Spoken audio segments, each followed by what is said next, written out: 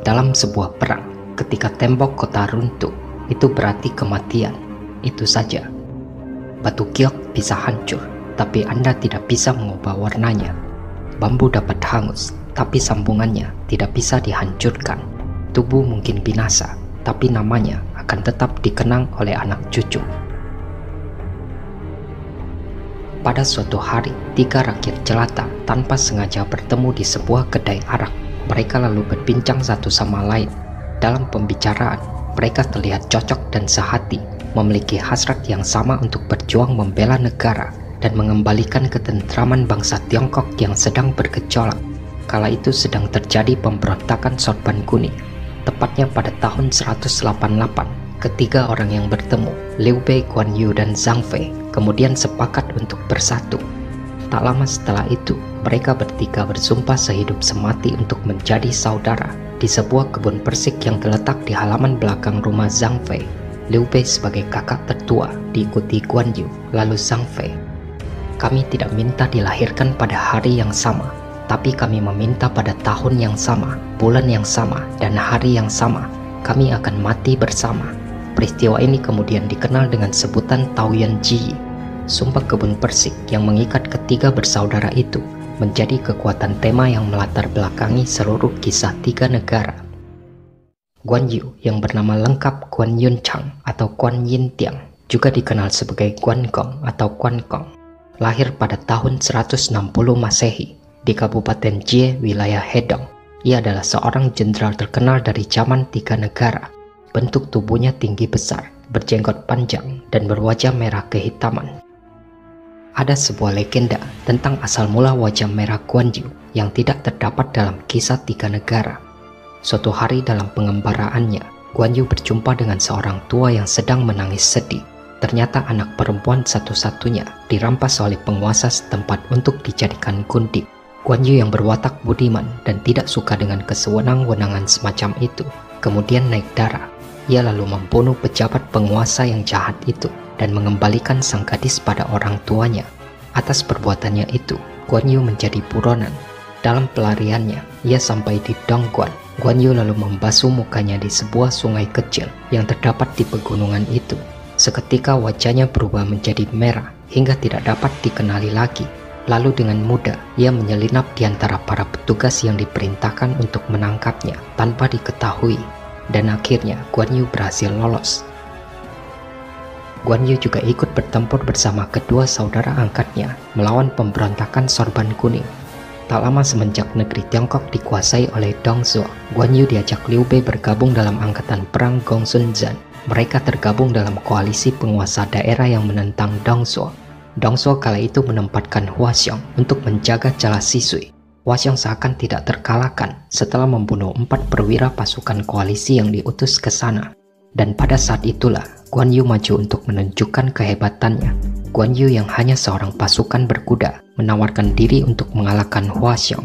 Saat tidak ada pemimpin koalisi yang percaya, Guan Yu berjanji untuk memberikan kepalanya apabila gagal. Kemudian Cao Cao yang tergabung sebagai salah satu pemimpin koalisi terkesan dengan semangatnya. Ia lalu menuangkan semangkok anggur panas sebagai tanda keberuntungan. Guan Yu menolak untuk segera meminumnya, lalu mengatakan dia akan pergi sebentar. Beberapa saat kemudian, ia datang kembali dengan menenteng kepala Hua Xiong, bahkan sebelum anggurnya dingin. Guan Yu bersama kedua saudara angkatnya pernah terlibat pertarungan sengit melawan Lu Bu di gerbang Hulau, yang kemudian membuat Lu Bu menarik diri, sehingga Dongzhuo memindahkan ibu kota ke barat, yaitu di kota Chang'an. Banyak sekali pertempuran yang Guan Yu hadapi bersama Liu Bei dan Zhang Fei. Seiring dengan jenggotnya yang panjang, semangat mempertahankan suatu kehormatan yang gigih membuatnya menjadi yang paling tak terlupakan. Menghadapi kemungkinan akan kekalahan, seorang pejuang yang hebat akan menunjukkan kesetiaan yang abadi. Pasca pertempuran Siapi yang berakhir dengan eksekusi mati Lu Bu, pengaruh dan kekuatan politik Cao Cao semakin meresahkan dalam pemerintahan pusat. Setelah menjadi Perdana Menteri, ia mulai mengontrol kekaisaran. Liu Bei khawatir atas keselamatan dirinya dan seluruh anggota keluarganya, sehingga ia berencana pergi meninggalkan Cao Cao untuk bebas dari jangkauan otoritasnya. Akhirnya dengan menempuh segala cara dan menemui banyak rintangan, Liu Bei berhasil menduduki kembali kota Xiapi di provinsi Suzhou setelah menyingkirkan Che Zhao yang baru ditunjuk oleh Cao Cao pasca pertempuran Xiapi. Guan Yu lalu ditugaskan untuk menjaga kota Xiapi, sedangkan Liu Bei menempati kembali kota Xiaopei. Pada tahun 200 Masehi, Cao Cao memimpin langsung penyerangan terhadap Liu Bei di provinsi Suzhou. Walaupun sempat mendapat bantuan pasukan Yuan Shao, namun pasukan Liu Bei mengalami kekalahan telak. Akibat kekalahan tersebut, ketiga bersaudara akhirnya tercerai-berai.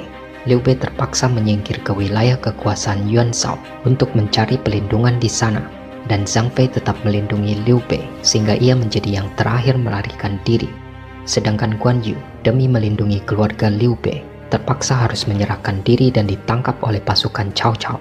Cao Cao yang telah lama mengagumi kemampuan Guan Yu sebagai pejuang, mencoba membujuknya dengan emas, kekuasaan, dan kuda handal untuk bergabung dengan timnya. Ia juga mengutus Zhang Liao, yang merupakan teman lama Guan Yu, mencoba membujuk sang jenderal untuk menyerah. Disinilah kesetiaan Guan Yu diuji. Pria lemah akan mudah tergiur dengan semua itu. Namun Guan Yu hanya bersedia atas dasar 3 kondisi. Ia takluk pada kekaisaran Han dan bukan pada Cao Cao.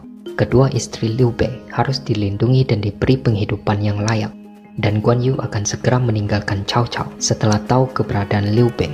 Dengan kondisi itu, Guan Yu dapat menyerah tanpa melanggar sumpah saudara. Cao Cao dengan gembira menyangkupinya, bahkan ia memberi banyak hadiah yang dijanjikan.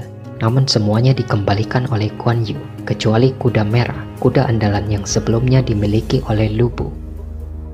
Guan Yu sangat memahami penghormatan yang diberikan Cao Cao. Namun Liu Bei juga telah memperlakukannya dengan baik, dan ia bersumpah untuk mati bersamanya dan tidak akan mengkhianatinya. Guan Yu tidak akan tinggal dengan Cao Cao selamanya, tapi ia berjanji mau menyumbangkan jasa besar sebelum pergi untuk membayar kebaikan Cao Cao. Saat bertempur melawan Yuan Shao dalam pertempuran Baima, Cao Cao menugaskan Guan Yu untuk melawan 2 jenderal besar Yuan, yaitu Yan Liang dan Wen Chao. Guan Yu berhasil membinasakan keduanya dan mempertahankan daerah Baima. Hal ini mengakibatkan hubungan Yuan Shao dan Liu Bei yang saat itu berlindung padanya memburuk. Liu Bei akhirnya memutuskan pergi meninggalkan Yuan Shao.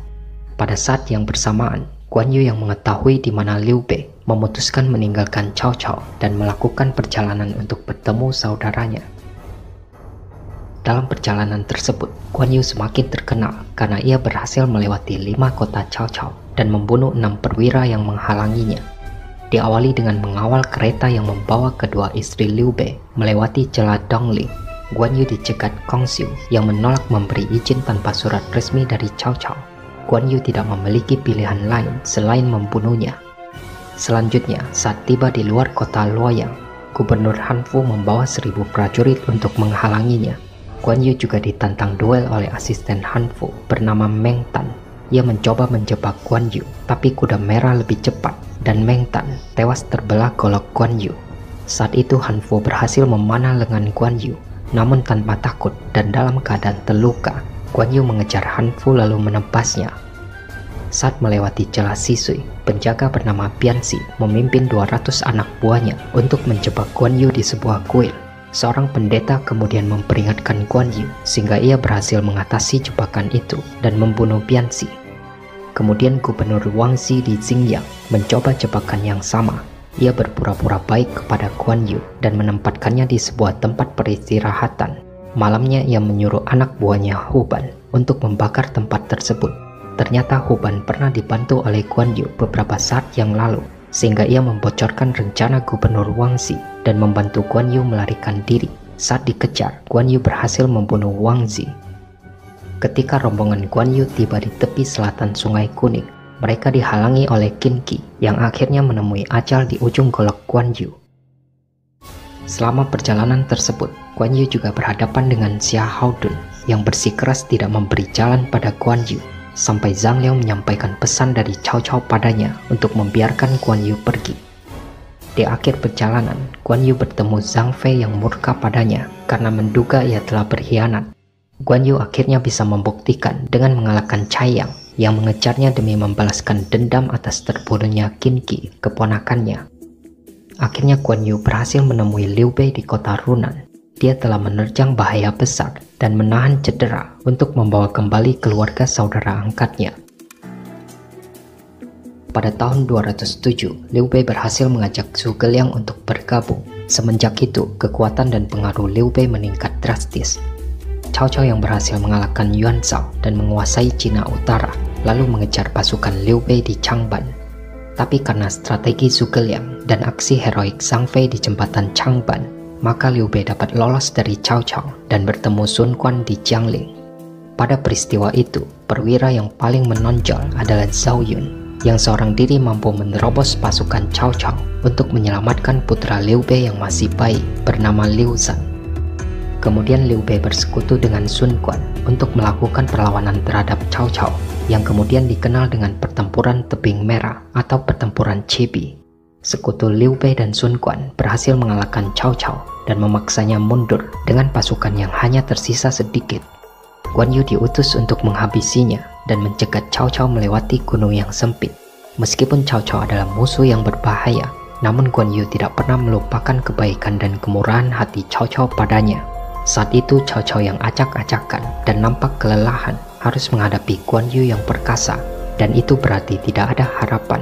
Guan Yu lalu membiarkannya pergi. Ia lebih memilih untuk menghadapi eksekusi tertentu karena tidak mematuhi perintah atasan, daripada ia harus mengkhianati kehormatan dengan membunuh orang yang pernah memberinya kemurahan hati.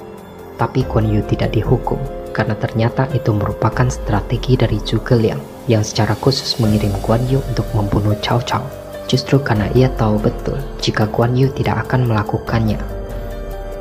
Zhuge Liang tahu bahwa Tiongkok masih memerlukan Cao Cao untuk menjaga keseimbangan antara tiga negara yang sama, tapi siasat ini ada dalam kisah yang berbeda. Liu Bei kemudian menenteramkan wilayah Jiangnan, mengadakan upacara penghormatan korban perang, lalu mengangkat Guan Yu sebagai gubernur Xiangyang dan menggelarinya jenderal yang menggentarkan musuh. Guan Yu ditempatkan di utara Sungai Kuning. Saat Liu Bei menenteramkan Yizhao, dia mengutus Guan Yu untuk menjaga Jingzhou. Pada saat yang sama, berita tentang bergabungnya Ma Chao sampai ke telinga Guan Yu. Karena ia belum pernah berkenalan, maka Guan Yu mengirim surat pada Zhuge Liang untuk bertanya siapa yang dapat menandingi kemampuan Ma Chao. Untuk menjaga perasaan Guan Yu, Zhuge Liang menjawab bahwa Ma Chao sangat pandai dalam seni literatur dan seni perang, lebih kuat dan berani dari kebanyakan orang, seorang pahlawan yang bahkan bisa menjadi tandingan Zhang Fei yang hebat. Tapi dia bukan yang dapat menandingi sang jenderal berjanggut indah, julukan yang diberikan Zhuge Liang pada Guan Yu. Guan Yu sangat bangga membaca surat itu. Lengan kiri Guan Yu pernah cedera akibat terkena panah, yang akhirnya disembuhkan oleh seorang tabib bernama Hua Tuo. Walaupun lukanya sembuh, tapi tulangnya masih terasa sakit, terutama saat hawa dingin ketika hujan. Itu karena ujung panahnya diolesi racun dan telah menyusup ke dalam tulang. Penyembuhannya dengan cara membedah lengan dan mengikis tulang yang terinfeksi racun sebelum menjadi parah di kemudian hari. Tanpa banyak tanya, Guan Yu langsung menyingsingkan lengan baju dan meminta sang tabib untuk menyembuhkannya. Saat dibedah, Guan Yu makan dan minum dengan perwiranya, walaupun darah terus mengucur dari lengannya. Selama proses itu, Guan Yu meneguk arak, bersenda gurau sambil bermain catur bersama Maliang seperti biasa. Tabib sakti Hua Tuo memujinya dengan berkata bahwa jenderal benar-benar seorang dewa yang datang dari langit. Pada tahun 215, Sun Quan gagal meminta kembali wilayah Jingzhou dari Liu Bei, sehingga ia mengutus Lu Meng untuk menyerang dan menduduki beberapa wilayah di sana. Liu Bei dan Guan Yu mencoba merebut kembali, tapi gagal karena pihak musuh sudah melakukan persiapan matang. Pada saat tersebut, seorang jenderal bernama Lu Su mencoba menjebak Guan Yu dengan mengundangnya ke sebuah pesta, di mana pasukan mereka sudah siaga di sana. Guan Yu menghadiri undangan tersebut dengan hanya membawa beberapa orang pendampingnya. Ia memandang para menteri dan jenderal negeri Wu seperti anak kecil. Dengan karisma yang luar biasa, seorang Guan Yu berhasil kembali ke markasnya dengan selamat. Pada tahun 219, Liu Bei mengangkat diri menjadi Raja Hanzhong. Guan Yu kemudian diangkat menjadi jenderal garis depan. Pada tahun yang sama, Guan Yu memimpin tentaranya untuk menyerang Cao Ren di kota Fancheng, yang merupakan wilayah kekuasaan Cao Cao. Cao Cao kemudian mengirim Yu Jin dan Pang De untuk membantu Cao Ren. Saat itu musim dingin dan hujan turun sangat deras sehingga meluapkan air sungai Han. Guan Yu lalu menggunakan strategi dengan mengiringi air sungai Han ke daerah tempat bala bantuan yang dikirim Cao Cao, sehingga ia berhasil menghancurkan seluruh pasukan bantuan, serta menangkap Yu Jin dan Pang De. Sejak saat itu, nama Guan Yu terkenal di seluruh dataran Tiongkok. Cao Cao menjadi gentar, ia berencana memindahkan ibu kotanya untuk menghindari pertempuran dengan pasukan Guan Yu yang terkenal kuat. Lalu muncullah Sima Yi yang menolak usulan tersebut dan mengusulkan hal lain. Dia memperkirakan bahwa Sun Quan juga tidak akan membiarkan Guan Yu meraih kemenangan berikutnya. Oleh sebab itu, Sima Yi menyarankan untuk bersekutu dengan Sun Quan untuk menyerang pasukan Guan Yu dari belakang. Cao Cao dan Sun Quan akhirnya sepakat, kemudian menyuruh Jenderal Lu Meng untuk mempersiapkan penyerangan. Atas usulan Sima Yi, Cao Cao sengaja membocorkan penyerangan Sun Quan ini kepada Guan Yu dengan maksud agar Guan Yu dapat mundur dan membatalkan penyerangan lebih lanjut. Setelah mengetahui bahwa Lu Meng sudah mempersiapkan penyerangan ke Jingzhou, Guan Yu menjadi ragu dan tertunda dalam pengambilan keputusan apakah ingin terus maju menyerang wilayah Cao Cao atau mundur untuk memperkuat pertahanan Jingzhou. Ditambah lagi, anak buah Guan Yu yang ditugaskan menjaga pertahanan di sana, Mi Fang dan Fu Shiren, tidak puas dengan Guan Yu dan akhirnya membelot ke pihak Sun Quan. Sun Quan menggunakan kesempatan ini untuk menggoyahkan loyalitas mereka dan memerintahkan pasukan mereka untuk menyerah, dan akhirnya hal itu terjadi sehingga daerah tersebut bisa dikuasai.